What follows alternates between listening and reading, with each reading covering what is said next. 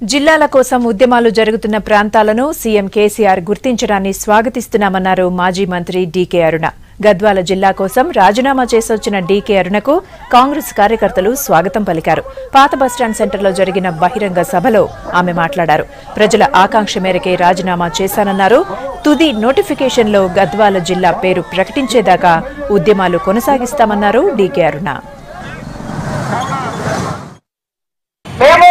వనపర్తిలో కట్టడానికి మా నడిగడ్డ ప్రాంతం ప్రజలు సుముఖంగా లేరు.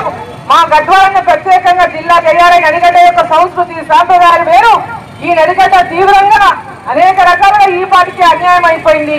మరోసారి తెలంగాణ రాష్ట్రంలో కూడా అన్యాయం జరగవచ్చు ఈ గడ్డకని గద్వాల కేంద్రంగా 22 మండలాలు 60 కిలోమీటర్ల లోపల వస్తున్నాయి. కాబట్టి భౌగోళికంగా గద్వాల కేంద్రంగా చాలా అనుకూలమైనటువంటి ప్రాంతం ఇది.